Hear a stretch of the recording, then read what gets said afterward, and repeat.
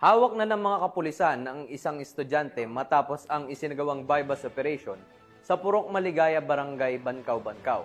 Matapos masamsam mula sa kanya ang ilang pakete ng mga pinatuyong dahon na hinihinalang marijuana. Patrolwoman Christine Lorenzo sa report. Arestado ng mga operatiba ng Puerto Princesa City Police Station 1 ang isang estudyante matapos ang matagumpay na bypass operation dakong alas 2:45 ng hapon nito lamang ika-19 ng Agosto taong kasalukuyan sa Purok Maligaya, Barangay Bankaw-Bankaw.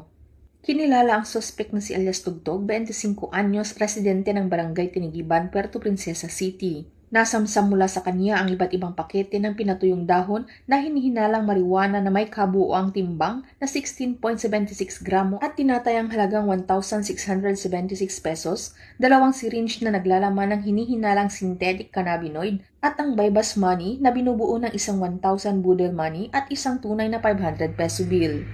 Ang operasyong na ipinangunahan ng Station Drug Enforcement Team ng Police Station 1 sa pamumuno ni Police Lieutenant Victor D. Luvido sa ilalim ng superbisyon ni Police Major Ray Aaron D. Elona, katuwang ang PIDEA Palawan Provincial Office at Anti-Crime Task Force at isinagawa sa koordinasyon ng PIDEA Mimaropa.